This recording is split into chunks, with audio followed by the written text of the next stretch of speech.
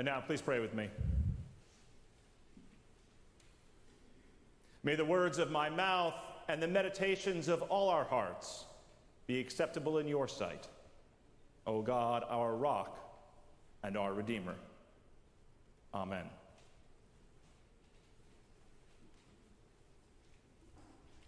Well, welcome back to this, the second sermon in our series on the nature of God. Now, last week, if you recall, I gave you all some homework to do, and I'm curious who of you actually did this homework.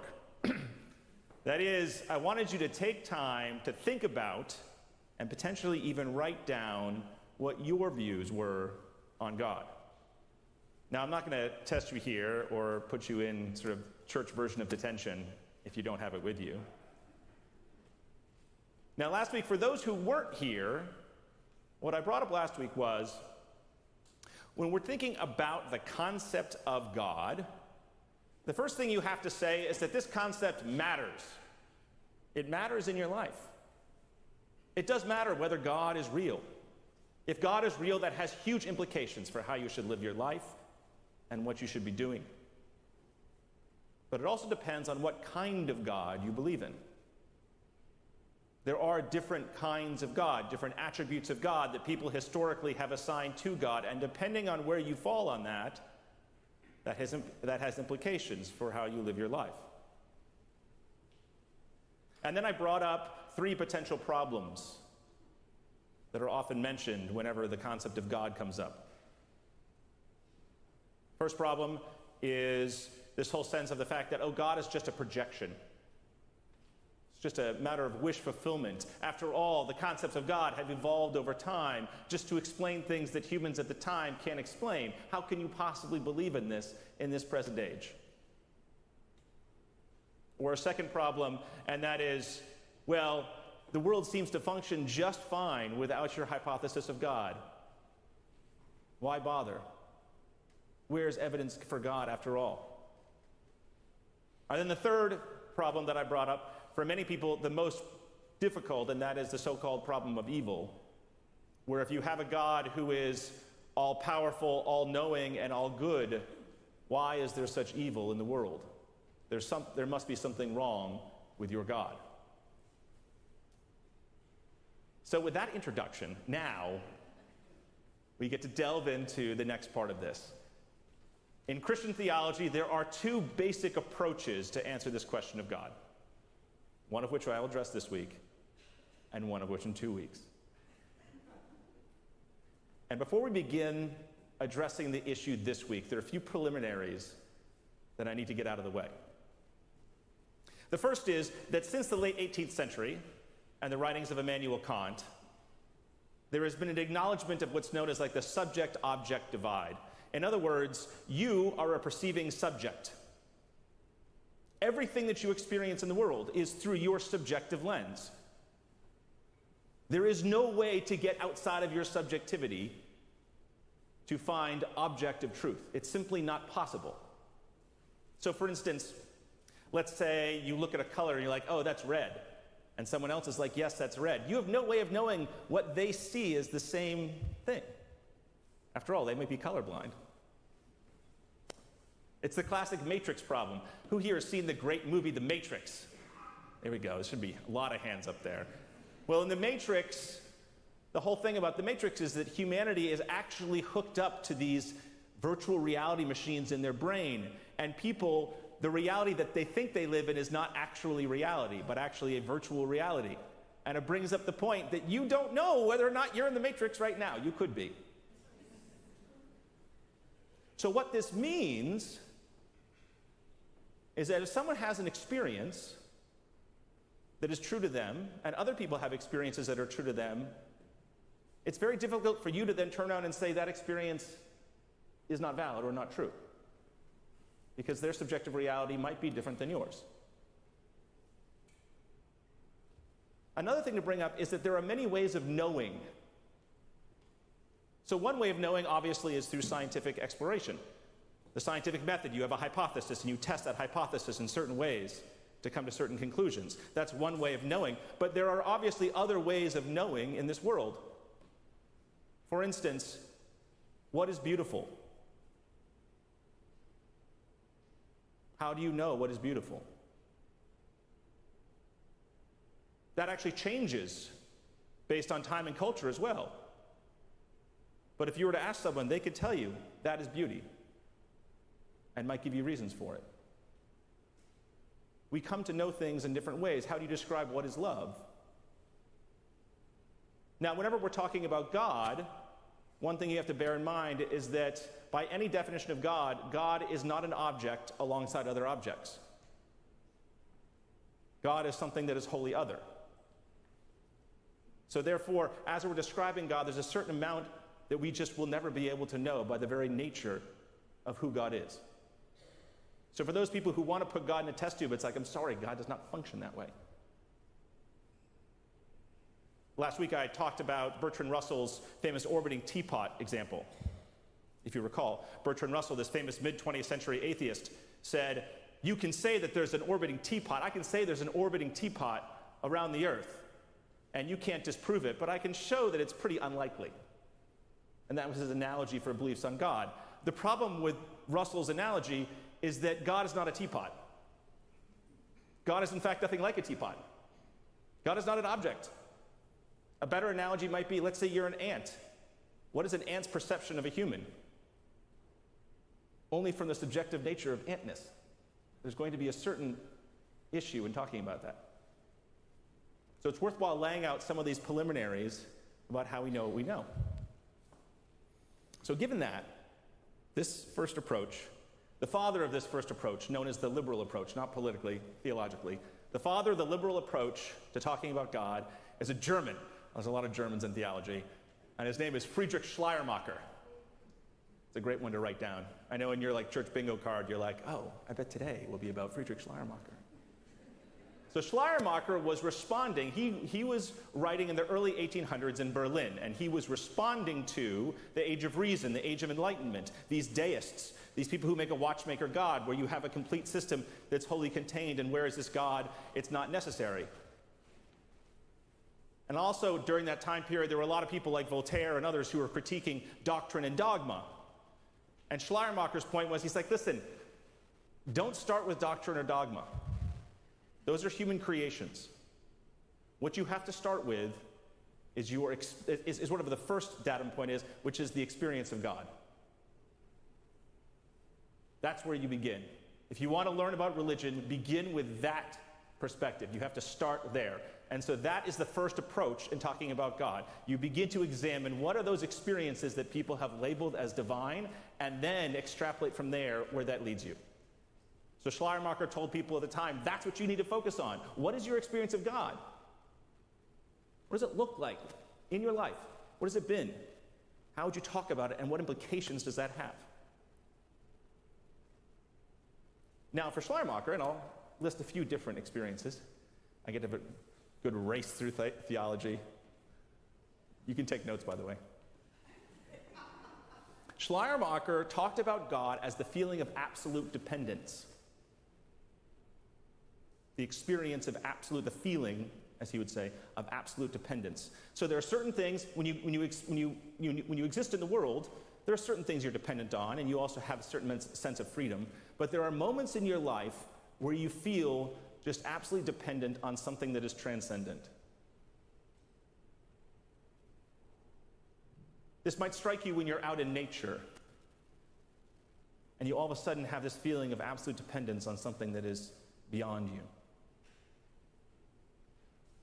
Or it might happen in worship here on Sunday morning. Various elements, this comes up at various points, and Schleiermacher uses that experience of absolute dependence, that feeling of absolute dependence, to work on his theology. Someone like Jesus was someone who had this God consciousness throughout his life. That's what makes him divine. So there's one perspective. Think about how that resonates with you. 100 years later, there was another German, as I said, lots of Germans, named Rudolf Otto, who wrote a famous book entitled The Idea of the Holy. And Otto was a little bit critical of Schleiermacher, And what Otto was interested in is not just these experiences you might have out in nature or in the course of your life. What Otto was interested in is those experiences that change your life, those experiences that are truly awe-inspiring, those experiences of the holy. That's what he was interested in. And so Otto described these experiences. He said, when you are in the midst of the holy, when you are in the face of the holy, there is this sense of mystery. God, you realize that God is wholly other. There's something mysterious about it, something that you can see but can't quite see. He said there's an element of fear in it too. When you're really standing before the power of God, there's an element of fear there just at the majesty of God and how insignificant you are. And yet also just this immense fascination. You're drawn into that power. So Otto would look at, say, for instance, Isaiah 6, the famous Isaiah 6 passage, where Isaiah is before the throne of God, and you have the angels of God there, sort of veiling God, and there's this sense, and they're saying out, holy, holy, holy is the Lord of hosts. And here is Isaiah saying, I am unworthy to be here. That's the kind of experience that Otto was talking about, this experience where to really come into contact with the holy is something that is mysterious. It invokes a sense of fear, but also of fascination amidst the power of God. And it changes your life. We see a similar thing here in 1 Kings 19. Here is Elijah running away from Jezebel, trying to save his life. And he's in the cleft of a rock. And God is not in the wind that's so strong, it's like hurricane force. It can break the rocks around, but that's not where God is. God is not in the earthquake that shakes the very ground. God is not in the fire, the refining fire. God is in the sound of sheer silence, or as the King James Bible translates it, a still small voice. But you see that element of fear, majesty, power, and then God still veiled at the heart of it. And Otto says in his book at one point, he's like, if you don't know what I'm talking about, you can just stop reading, because it doesn't matter. Again, not everyone has had these experiences, but there are those who have attested to having them. Another framework of experience, another German, Paul Tillich, takes a different approach. Tillich takes an existentialist approach. In other words, he wants to see, again, in the living of your life, how this comes up. And Tillich was living in what he called the age of anxiety. And so what Tillich said is, his basic question is, why is there being and not non-being? This is a question that many existentialist philosophers asked, like Martin Heidegger. Why is there being and not non-being? With all the threats to the very being of your life, why do you still persist? How do you have the courage to be in the face of everything in the world? Why is that there? So he would say, and he divided these things down in our lives into different types of anxiety. One type of anxiety he talked about was the anxiety that arises from finitude, from reaching your limitations. Oh, I dreamed my whole life of being a professional football player. I know I'm going to do it. And you're like, sorry, you just don't have the talent. You know, you're 5'2" and you really can't make it. And it crushes you. You're someone who wants to be that A student and get into that great school, but you just plain can't do it. You run against your finitude. This creates immense anxiety. We come up to it in all sorts of different parts of our life. As our body breaks down, our finitude creates anxiety. The ultimate form of that anxiety, of course, is death. And in the face of death, how do you have the courage to be an authentic individual, to be yourself in the face of the power of non-being that can at sometimes crush you? Another thing is the anxiety that comes from meaninglessness, when you're just like, I cannot see a reason to go on. Life is just so pointless. It's just get up, work, go to bed, more things going on. There's no meaning here. I can't do this. This is so pointless. How do you have the courage to be in those moments? Or there's moments when you're in utter despair and you're like, I really don't see a reason to go on. Or a third type of anxiety that's racked by guilt. You've done something horrible. You've ruined a relationship in your life that matters to you. You've done something you can't take back. And you're racked by guilt. And this guilt can take the form of utter condemnation. And you're in this point where you really don't know how you can go forward. How do you have the courage to be yourself in the midst of that? Tillich says the only thing that makes sense to him is there must be a ground of being. There must be something that comes from outside you that reaffirms your very being and says, you are worthy. And that's something, when it happens, you know it's outside you, and yet it's there, and you stand up and you can be yourself. That's Tillich's experience of the divine. It's this existential experience. You find it in the living of your life. That ground of being, and that immense power that gives you the courage to be in the face of non-being.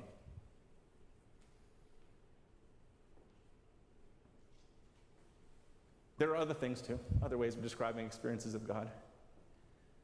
Another one is a metaphysical way. So in the 20th century, you had this group of theologians known as process theologians. Again, you taking notes? Now, process theologians said that the existence itself is not made up of static essences. All of the world is actually always in process. Everything going on is in the process of becoming. Everything. You are not a stable essence. Every moment you are in the process of becoming a new thing based on all the experiences of your life that lead you to do new things. So in this process metaphysic, everybody is intensely interrelated, because anything that happens at any one moment is the result of a whole number of causes that leads to that moment, and then your process of becoming is a cause in all these other, is one of the sources of all these other causes too. There's this intense interrelation in this process metaphysic. And the process theologians say, well, okay, given that, where's novelty? Where's creativity? Where does that come from? If everything is just the result of a process before and leads into other processes, where does the new come from? Where does novelty come from? And process theologians say that comes from an extra element that's there, which is God. God is both that element that leads to creativity and also the lure that leads you to creativity and love and greater connection.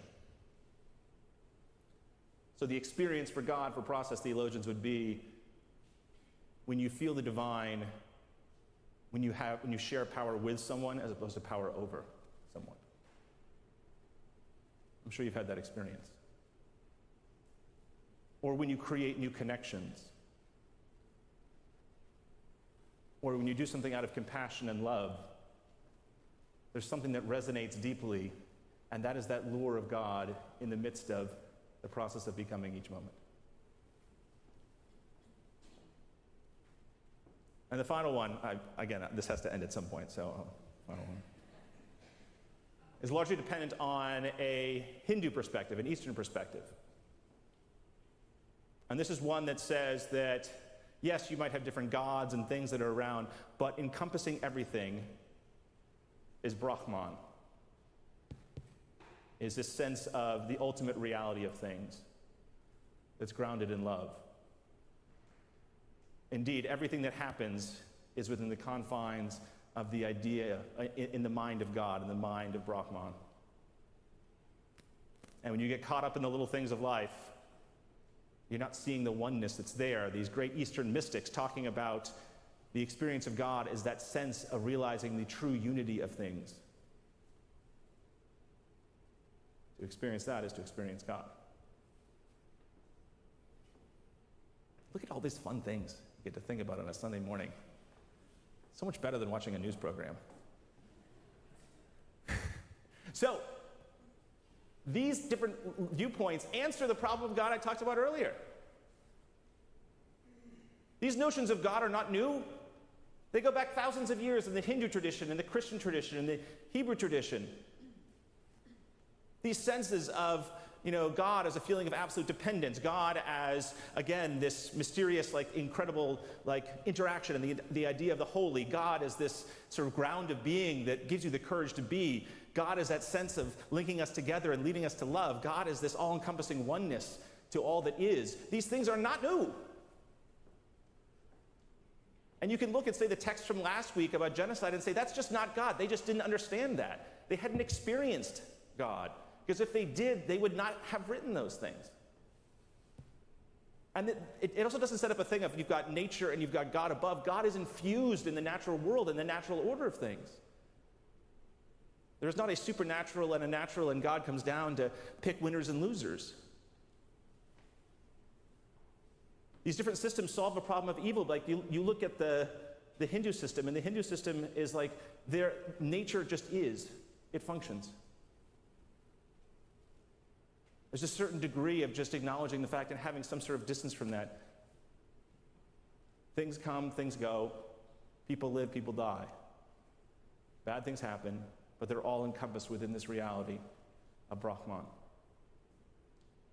For process theologians, they're like, God is always leading you towards love and goodness. Anything that's not of love and goodness is not of God, period. Process theologians are happy about saying God is not omnipotent. God is not that sort of person in the sky making things happen. These are all various shades of the liberal view of God. So what implications does this have for you on how you should live your life, if this is true?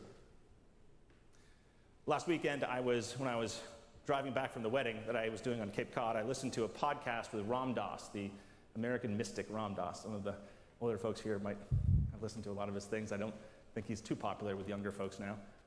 But Ram Dass talked about, he said, listen, people have different channels in which they relate to the world. Some people relate to the world at a purely materialist level. Everything's about a material thing that they're after. Other people relate to the world on a psychological level. What's going to make me happy? How do I deal with that person? Oh, I'm angry. There's always these emotions that you're dealing with. And then Ram Dass says there's some people that can relate on a level of consciousness with the world.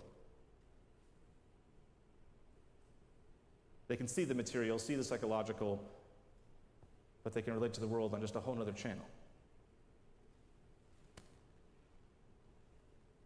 That's sort of the goal. The goal is to be able to see God and God's presence in our life, to have that presence be able to infuse our lives and bring us to goodness. The Jesuit theologian Anthony de Mello says, it's, if you're not happy, if you're not satisfied, happy according to Anthony de Mello, it's because you're stupid. You're not putting in the effort. He's very harsh when he says that. He's like, be awake. He's like, you can live a better life. You don't have to be anxious all the time. You don't have to be. It turns out you don't have to be. You don't have to abide by all the things that you abide by. You don't have to be. You choose to do that. You can be happier and be linked to this sense of God's presence in your life and love. You can choose to do those things. And people don't all the time, and they get trapped in this misery, and they're like, why am I miserable? And Anthony de Mello is like, because you're not awake. Wake up to the reality of God. It takes work, which is why we come together here in a place like this. To worship, to pray, to support one another, to make the world a better place, to remind us of the reality of God. The question is, how do you want to live? In line with God or not?